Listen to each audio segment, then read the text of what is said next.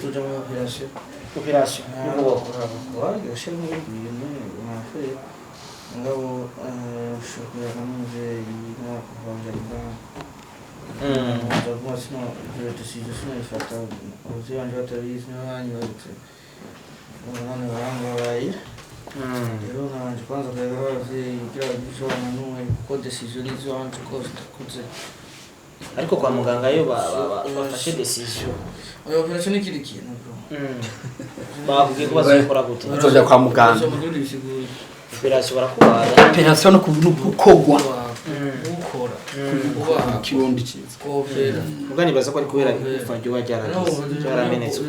ya operation bikora umuganga atashigashama nacu umuryango urabimenya ariko urumva docteur arinza avuga ati bigenda uko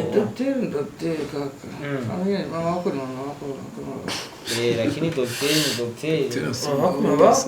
terasumbaho nababwiye icambere no shimira Imana uko deja tukigira isangano nta muntu umwe gushobora kuvuga twese twari twihebuye tuvuga ata bere twari tuzi ni ngona twagize deja abo twababaje n'abatubonye ko twebwe ico gihe ubwo ko atakaye twese ugabo urabona ubu ndi promoter aravuga aho amajo dasaruka neza ashaka kuyaganira interview akayitanga kire naco kuboko bwa mbere aguma ari induru buri mwanya ariko urabona ko ashobora kuguhindukiza induru ikagabanuka ibi byose ni bikwereka ko hari ibihinduka ryahabaye kumuntu hari pamapasi umuntu urabona ntayo ariko gico nosaba abantu bagiye barandika ko twapfuye tutagihari kandi vema turi bazima cyane ngo turi ni blaze asaserande kugira ngo menyekane Burundi ariko ndibaza ko abantu arabansi bacu ko rushobora kuvuga ko je no meni modokari nkimena umunwa landra kivuna kugira ngo menyekane hari amafaranga yoruta ubuzima bw'umuntu bro hari benshi tuzinduka turi bazima ariko tukagorobeza ariko tutari bazima ariko no munsi nimba agihumeka impemu z'abazima mana nuko wifuje yuko hari ibintu ategerezwa kurangiza atarakora na cyane cyane muri babana bawe hari benshi afasha hari na benshi yafashije ariko igikorwa cyakiriko ibi byose ni kubgawe ni kubw'inkomezi zawe mana ndamukweretse kibirenge kizima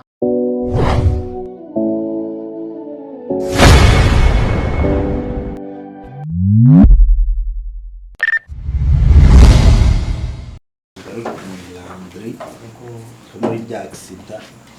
shobora kuraza umukambye ndetse yari no kumanuka hepfo mugabe cyatumye iguma hajya hanze ikamigenje duka Imana yayigaruye nta buhinga bwabaye nawe yagiye kwagarara ni Imana yayihagaritse ego twese rero mutahomba ngo dushimira Imana turagushimira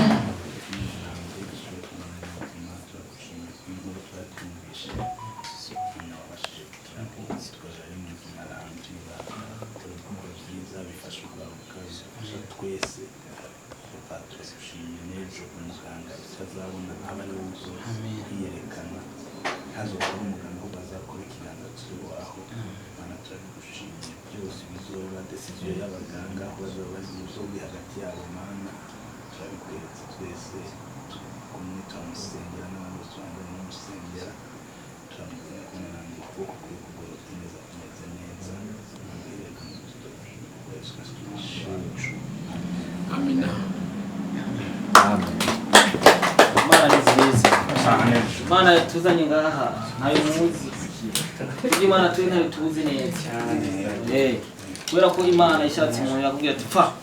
bagahungu wepfa mugane ko naramurokoye Imana ishimwe cyane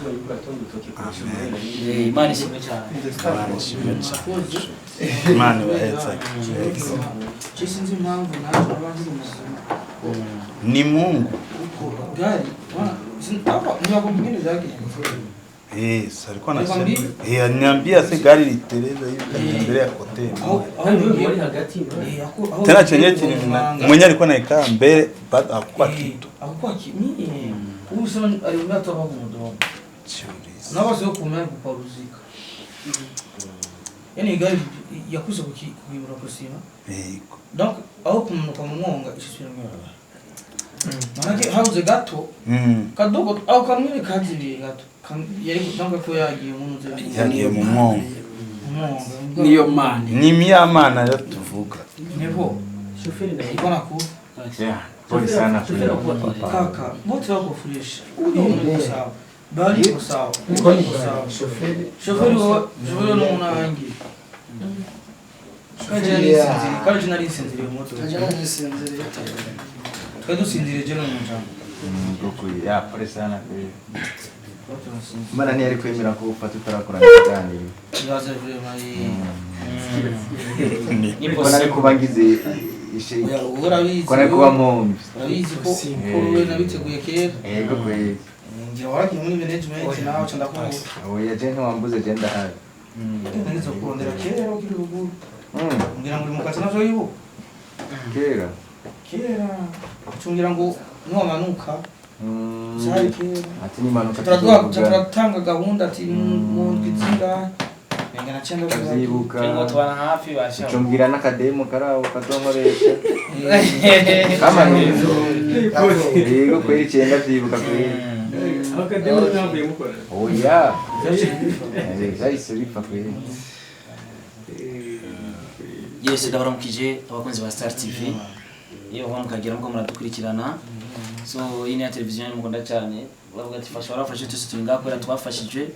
Mr. Bodyship muganga wa Star TV. No munsi twagarutse gusubira gusuhuza no muvandimwe wacu Randi Promoter. Naho hari ababikora n'abatabikora ariko abatabikora abo turaba ababikora Imana bahezagire cyane n'abamaze kugira icyo bakoze bakamusengera mu kumufasha ibinabiriya kuko uno munsi Randi Promoter kubona nje kumuraba nuko uno munsi yari yagiye kwa muganga ariko ndavuga ati reka nshobore kuja kumuraba kugira tumenye uko biriko biragenda kumwanya kumwanya nituko turidandaza nituko turasega ni jise kugira mumenye wa muhungu wanyu Randi Promoter ediso bagize neza ko papa nani bayishagira sawa mubwire n'abandi uko ibintu bimeze kugira bamenye ukuri Isaac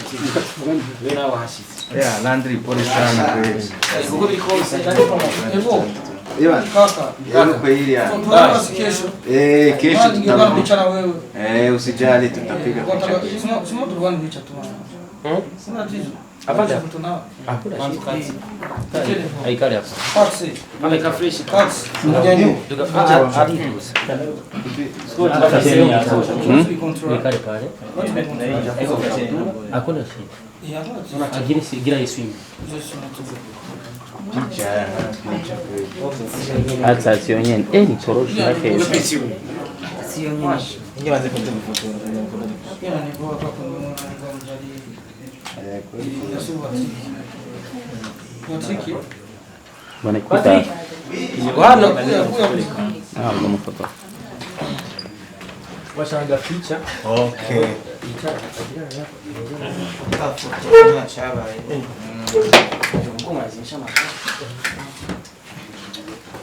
None kumangwa n'utudasha mu kuboko. Watu mwana unazidi mu kuboko. Wewe urasinziriye mubyure mwana jamaa wako wanashikamana na Mr. Babani kwa kubania sasa mzee urimo sio wewe mwashize muri basi Pichora nizo.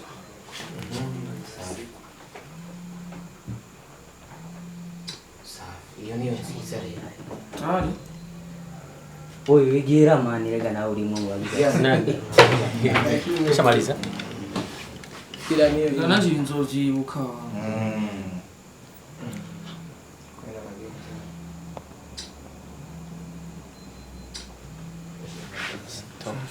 Kako zitrete?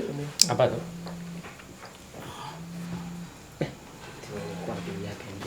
Yes ko bikose rero twagarutse kumura muvandimwe wacu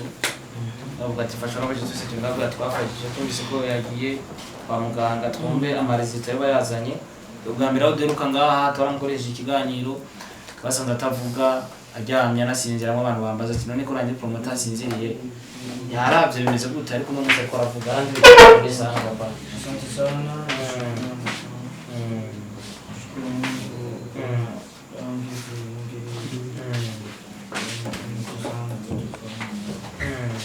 aho deruka ngaha usakanga Ya, ngomba. tutaona kuwa na kushonga polisi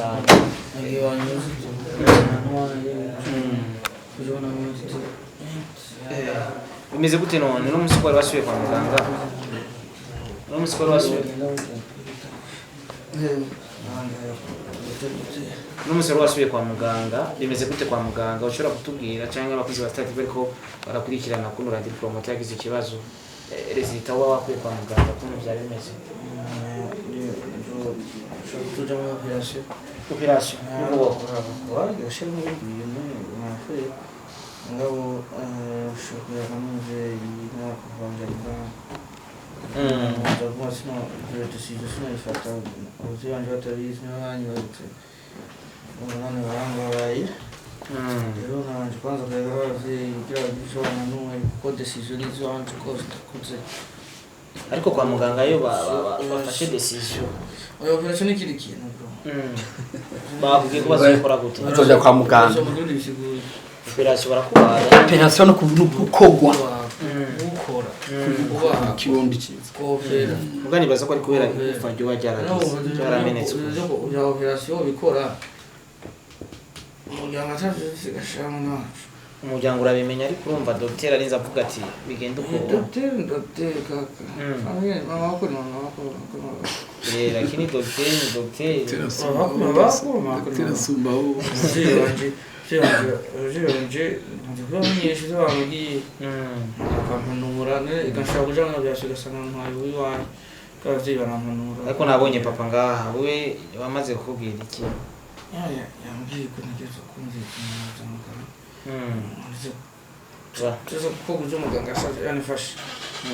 asigaye kumviriza mama nawe rero eh asigaye kumviriza ibya mama nawe za kubari ayo bafana muri cyo kintu bisigura yuko rero operation ikaba yakwa mutsima abandi numugiye usanga uno musaba ariko baradukurikirana tubabwira iki ko ubuzima bwawe no mwanya bumeze gute kugira bumve bishasha kuri uno munsi na cyane ko baramutse usubira kwa muganga kandi abaganga bariko baragukurikiranira neza na neza ngaho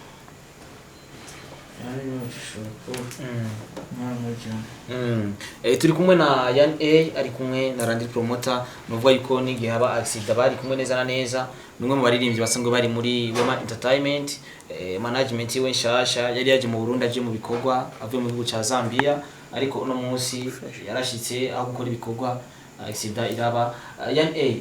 umeze neza kari mu Rwanda ibintu batanguye kuma kere buke natangiye gukira uruhoro rwumvise no nkuru neza na neza byari bimeze gute aho usanzwe uvuka asanzwe mvuka byari bimeze neza ariko nabone bari mu mabaro w'inkuru bamaze kumva ko bamaze kugira accident deja twavuye abantu baryohewe kwakirwa n'amadefire y'imoto akinga intwaro zaho twakira neza cyane abavyeyi urumva deja barababaye cyane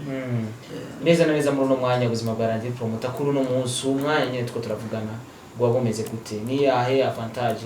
umaze kubona mu byo bamaze kumukorera babaganga ni yahe nyungu umaze kubona akana akarusho kariko karaboneka kubwaye bwiwe bimeze gute muri uno mwanya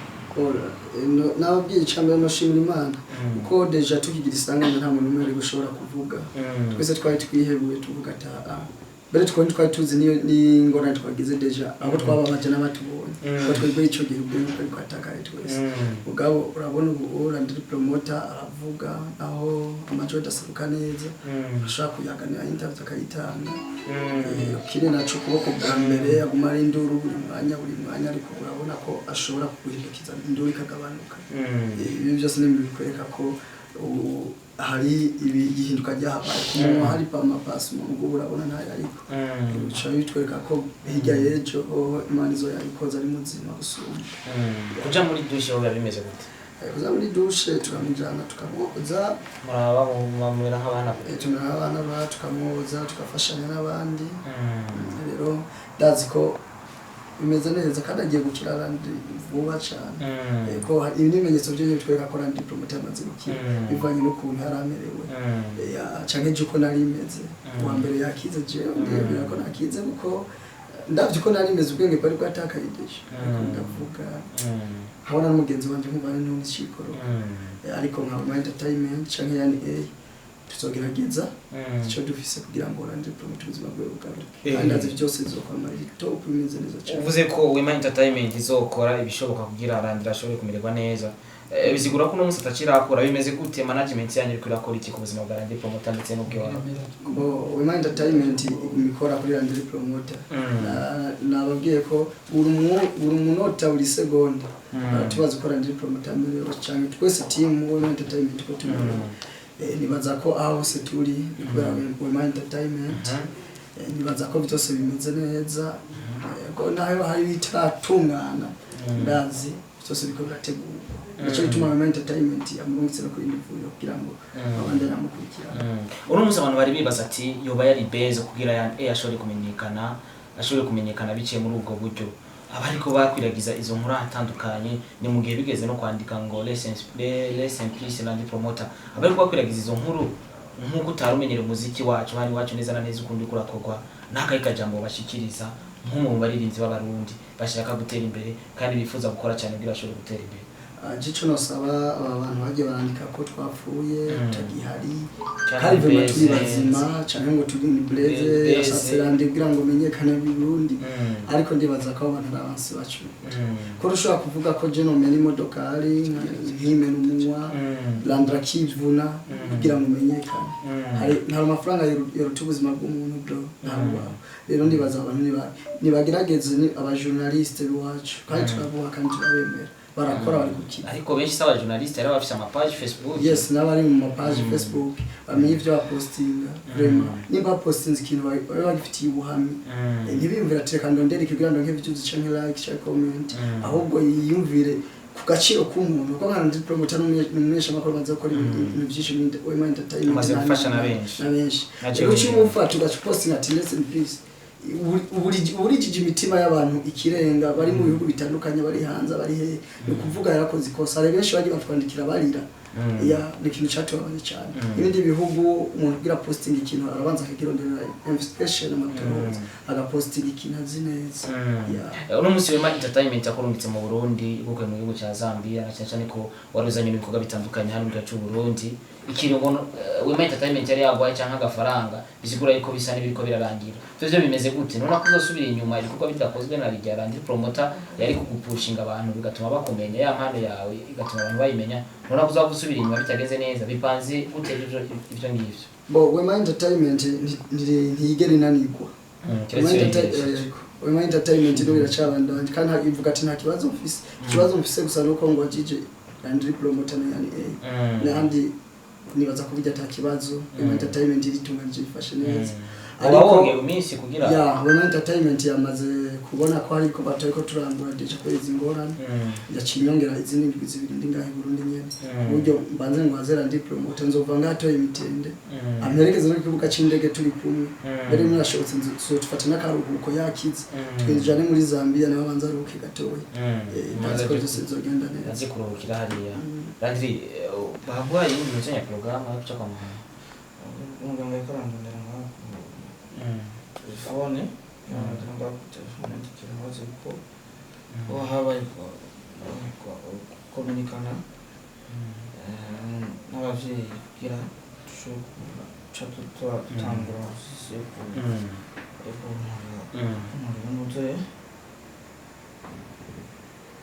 uno musi bavuga ati inshuti nziza ngo zibonera mu magorwa hari haborandira razi nk'inshuti ariko muri aya magorwa arimo atari ko arabona nk'inshuti aho garabo nari nibaza yuko batukoze nk'ibyo niko ndababona ko n'umunsi garuka hafi umunsi ugenda sumuna nyitaho cyane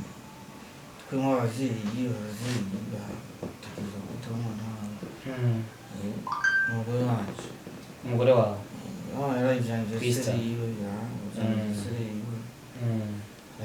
seri yiwe kandi yakonsoma amafaranga atari make arabiheba barazikunda icyo ni ikintu cyandyoheye cyo gutuma naje nk'umuntu nigiriza kushiramo agafofu katunamushimira kayivyo respect deruka post mu postinga benshi shaje banyitaho umusozi koresha umwanya media basiba wewe start Scott basiba nga ni gatuma izindi media ni benshi izindi media nyinshi nzisiba Tarabonye nawe ku maradiyo bamubanyesha makuru barashika Biggie Black FM igihe ngira ikibazo n'abantu bambere baba yagufi cyane kuba cyane natanga gushika madam natanga gushika Biggie baje bumva hano nginashira ndimba mutanu bose baranyitaho ndetse batuye banje bo bama haksara bo muramunzi yamanga ni benshi tu bariwe n'umuryango bagumye imiryango yanje ariko abantu bari aye ni benshi cyane bashigikira ni media make barambahaguye cyane n'ibindi mu ndabashimira amahagi baravuga ibintu bishakiye nabo abagenzi wanje Hayi ndi muzima ndukoye amatagi abantu ari muri dogono natanguye kubona abantu anaka ngo ni bagize ibi bakwamuriza yuko gico nyitayo urushaka makora n'amagara yanje kuruta ibindi bintu byose ibindi bintu byeze banze nkire barabizi nanje ko ndi muno yari nanje nzo ndabaziri urabafise bushe bavumbura bushe jeje ndandika tu. Okay, reka dushimire na Kristo yagize cyakora mu gusozera reka turangirize ku masengesho kuko twahereye ku masengesho cyende umuntu ushira imbere Imana kubera ko Imana niyo yaturemye nituma ko no munsi tugihumeka kuko urumva Imana yarabakunze kuko Satani yashatse gukora ivyayo kandi Satani ziko yarimwe n'Imana we Satani Imana yagukuye mu jura gukorora no kwisi umuntu yavuze ngo gacha yavuze ngo stabwoye ngo musinshubwe yagira ngo cikindi imbere y'Imana iciki jaho ngeze Yesu umuntu wese ayikubwiye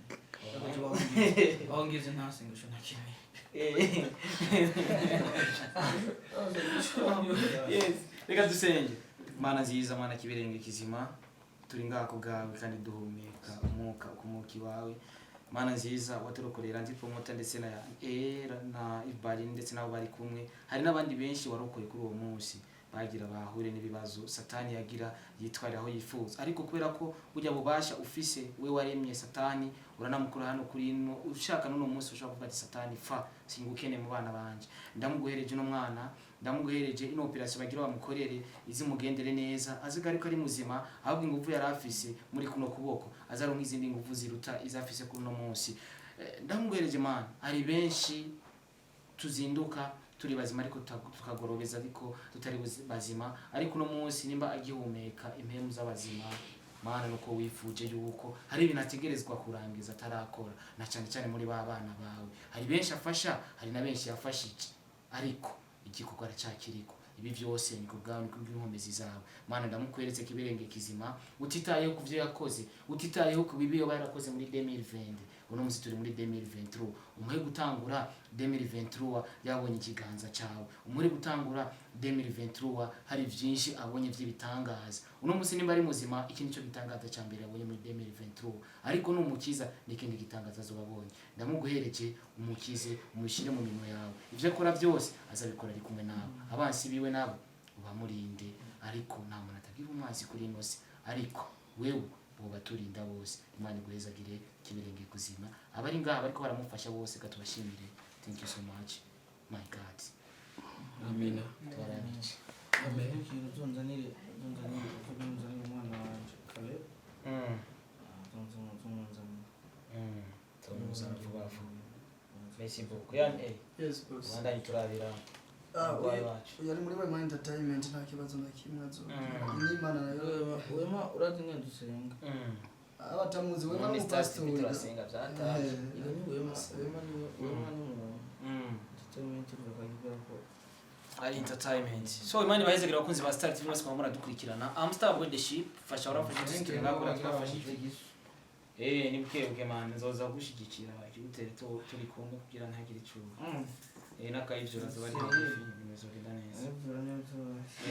turabizi ko tuza kubaho. Thank you so much. Mubandanye